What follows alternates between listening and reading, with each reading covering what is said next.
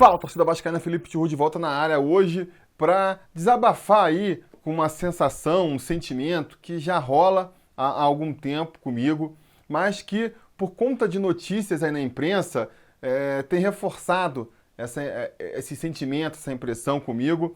Então eu resolvi desabafar aqui com vocês. Do que eu estou falando?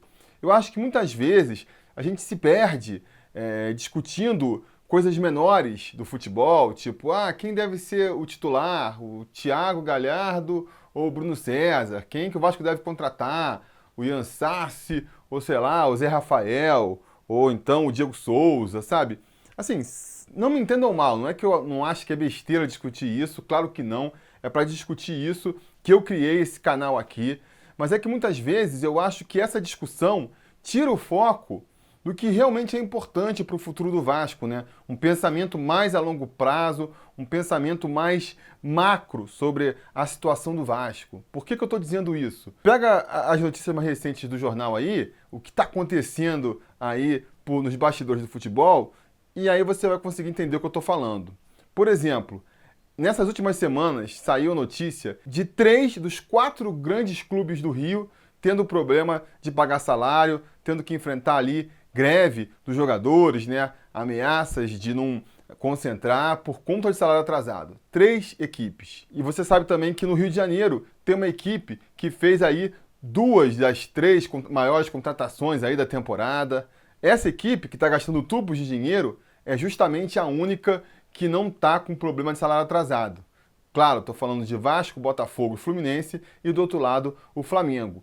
Isso já mostra o abismo financeiro que está sendo criado entre essas equipes aí, né? A distância financeira que talvez não seja só mais percebida atualmente, porque, na minha opinião, o Flamengo gastou muito mal o seu dinheiro, né? Deu uma ali de novo rico e não soube usar todo o dinheiro que ele tem no bolso. Contratou jogadores pagando muito mais caro do que mereciam, não conseguiu montar um elenco equilibrado, contratou mal o técnico. Para mim, o Abel é um técnico ruim para o Flamengo. E tudo isso faz com que em campo, então, acaba não se refletindo essa superioridade financeira do Flamengo. Agora, é uma questão de tempo, né? Se as coisas não mudarem, é uma questão de tempo para o Flamengo cada vez mais ter times mais fortes do que os outros times cariocas. E aí o que me entristece ver é que, ao invés de medidas serem tomadas para minimizar essa distância, o que a gente vê no noticiário aí são medidas sendo feitas para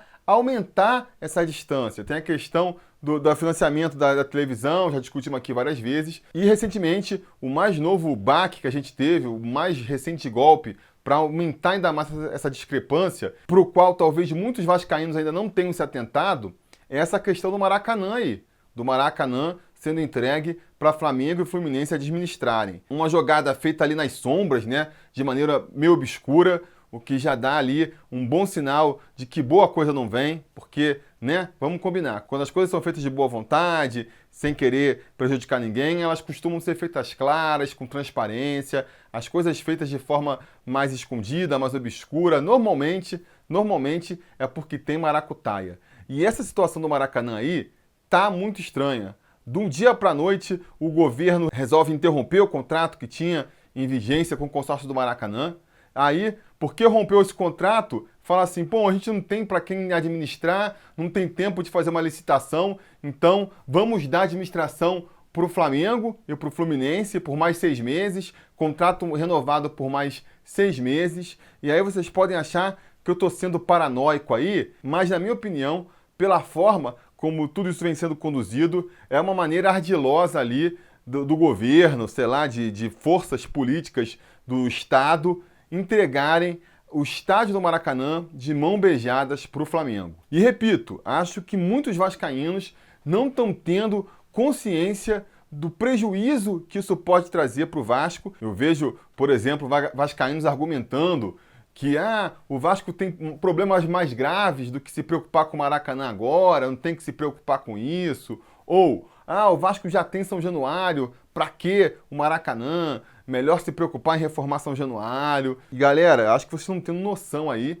do que representa o Maracanã, do que representa a perda do Maracanã e principalmente o que representa entregar o Maracanã para o Flamengo. Eu acho que isso traria enormes prejuízos, tanto de um ponto de vista mais abstrato, ali da imagem, né, do toda a mística que cerca o Maracanã, quanto de um ponto de vista mais prático mesmo, mais financeiro.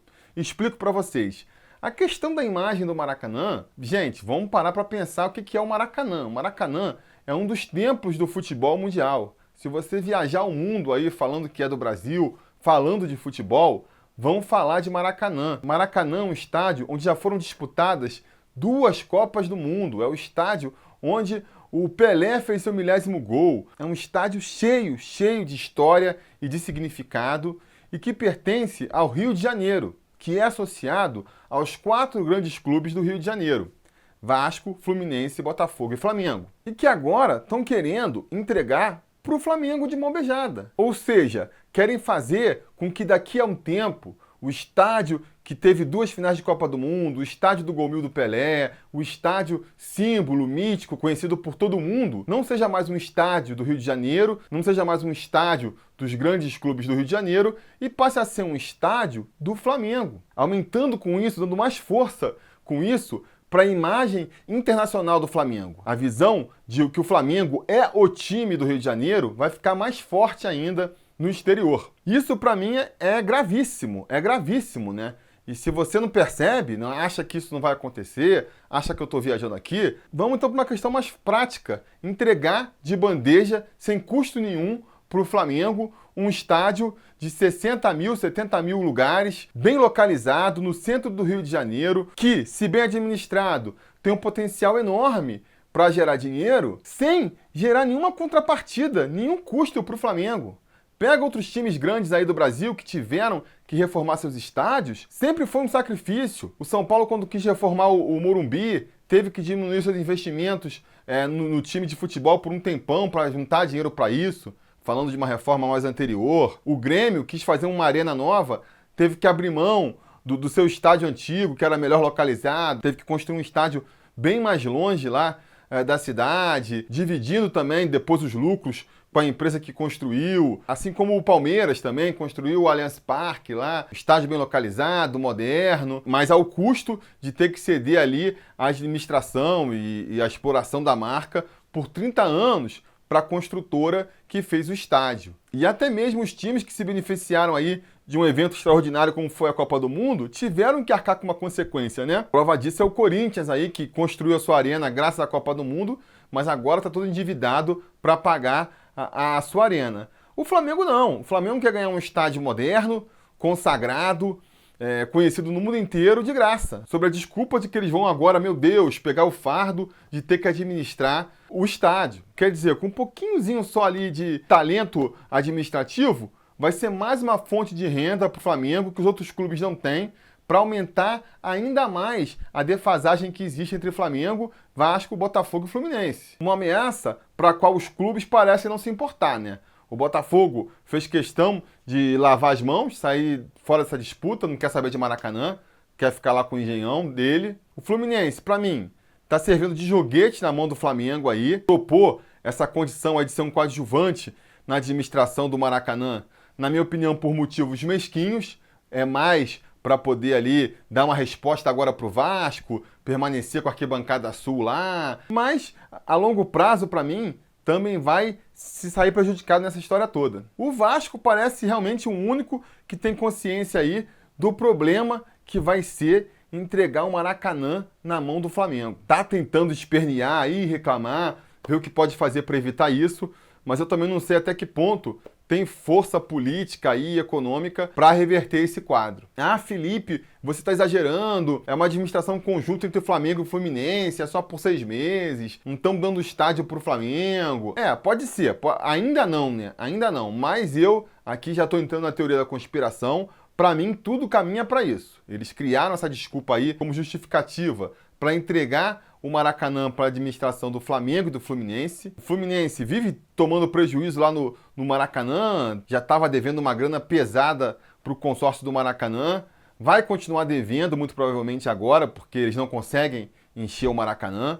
Então, mais cedo ou mais tarde, vai ser escanteado pelo Flamengo. O Flamengo vai ficar como o único administrador do Maracanã e a partir daí faz o que quer. Se quiserem botar um escudo do Flamengo lá no meio do campo, vão poder botar. Que nem o Botafogo fez lá com o Engenhão. E aí essa foi uma outra crítica que eu ouvi também, né? Pô, se você tá na bronca porque o Flamengo vai ficar com o Maracanã, por que você não ficou na bronca quanto o Botafogo ficou com o Engenhão? Aí eu tenho que falar, né? Desculpa, mas primeiro, o Botafogo não é o Flamengo. E segundo, muito menos o Engenhão é o Maracanã, né? O Engenhão é um estádio novo, é mais longe, de difícil acesso, não tem nem de perto o apelo que o Maracanã tem.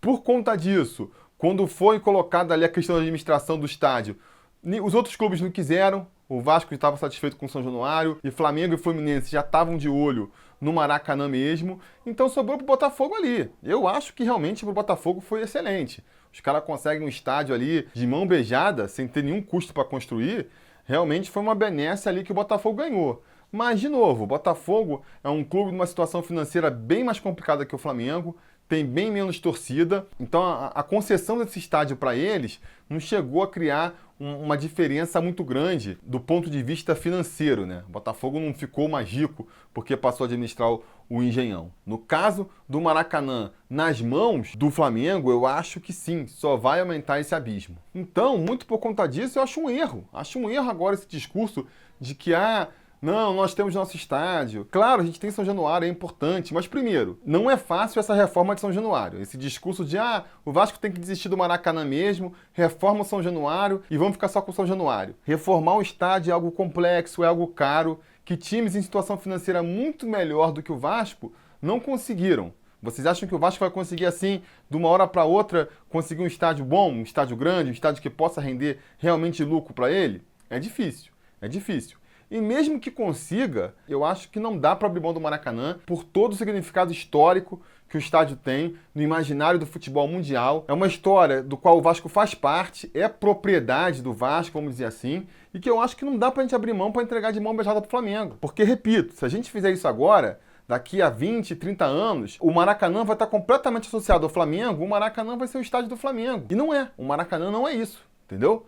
Então, acho que é problemático. Agora, infelizmente, eu vejo isso como um processo meio inevitável, né? Porque, repito, não vejo força nos outros clubes para se oporem a isso.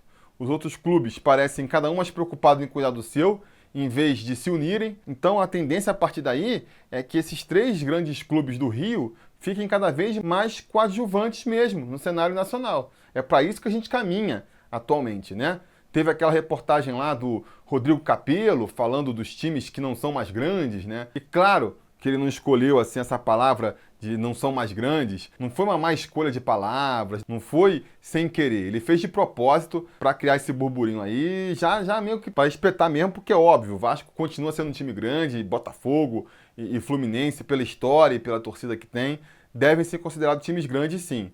Agora, uma coisa a gente não pode negar, são clubes que perderam o protagonismo no futebol nacional. São clubes que hoje em dia a gente não pode botar no primeiro escalão de clubes que disputam títulos e nem sequer no segundo, né? Se você for analisar em termos de estrutura, de elenco, questão financeira, é capaz do Vasco estar atrás até de um Atlético Paranaense, entendeu? Então estamos atrás de muito time aí, de muito clube, tem muita distância para a gente correr atrás para conseguir ficar próximo do pelotão lá da frente. E a gente tem que agir rápido. E a gente não pode deixar quem está na frente descolar muito também. E se você parar para me perguntar, eu vou até dizer que, cara, talvez essa corrida seja uma corrida que para Botafogo e para Fluminense já acabou. Não sei se lá dentro eles têm essa consciência e se aceitaram como clubes menores. Pois é, daqui para frente a gente vai ser um clube mais tradicional, um clube com uma história bonita, mas sem grandes pretensões para o futuro. Não sei se é esse pensamento que eles têm. O Vasco, eu espero que não tenha esse pensamento ainda. O Vasco, ele, pela torcida que ele tem no Brasil inteiro, ele tem potencial para ser muito mais que isso. Claro, é um potencial que a cada vez diminui mais, né? Porque nós já fomos a terceira maior torcida do Brasil, hoje em dia nós somos a quinta. Se continuar nessa draga aí por mais 10, 20 anos, é capaz de cair para a sétima, não sei. E aí realmente a gente ir se apequenando. O Vasco não pode sentar nesse discurso de somos grandes, somos gigantes e achar que isso é um status absoluto e que as coisas vão se resolver naturalmente, sozinhas e levar a gente de novo para um protagonismo do futebol nacional. Não é assim. O Vasco tem muito potencial? Tem. Mas um potencial, se não é realizado, ele não significa nada. Você pega um cara altão, 2,10 metros, maior força muscular, é um cara que tem muito potencial para ser um jogador de basquete. Agora, se ele, em vez de jogar basquete, for, sei lá, estudar engenharia, todo esse potencial dele não vai ser utilizado.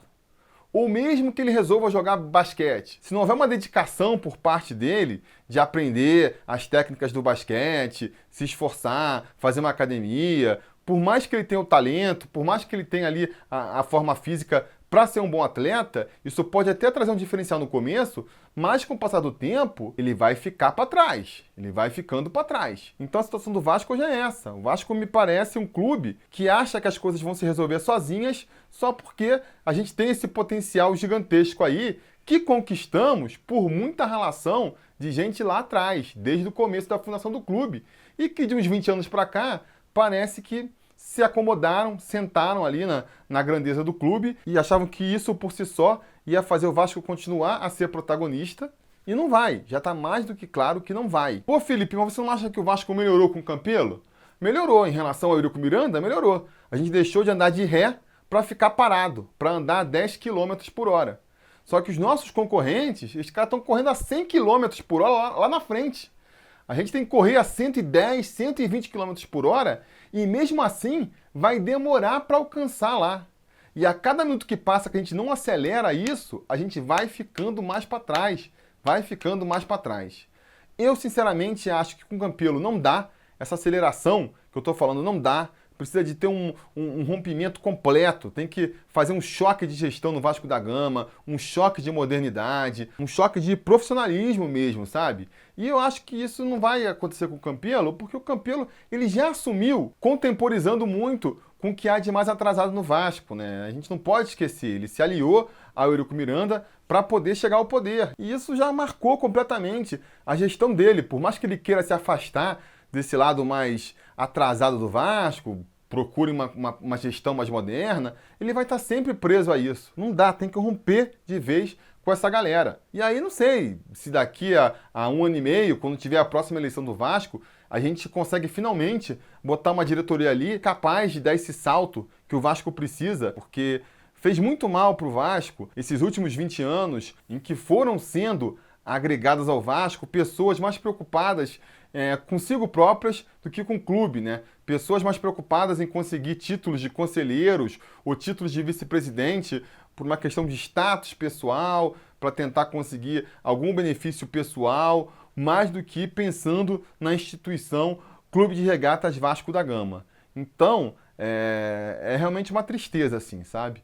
Esse é um vídeo aqui que não foi nem pensado com muita estrutura, com muito roteiro, e nem pensa em chegar em nenhuma conclusão, na verdade. Até porque se fosse chegar, acho que seria uma conclusão meio negativa. Mas, enfim, é mais um desabafo mesmo, até porque não tenho respostas prontas para como a gente poderia resolver essa questão. Eu só acho que a gente tem que manter na cabeça a grandeza do Vasco, sabe? E abrir mão do Maracanã agora, por exemplo, é abrir um pouco mão dessa grandeza que a gente conquistou ao longo aí desses mais de 100 anos de história. Beleza? É isso que eu tinha para falar por hoje. A gente vai se falando.